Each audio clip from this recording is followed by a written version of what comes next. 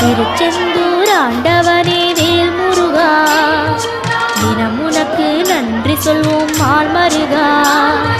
திருவடியில் தவம் இருப்போம் திருமுருகா, தீப்பெழுது நலமெனவே வடிவழகா.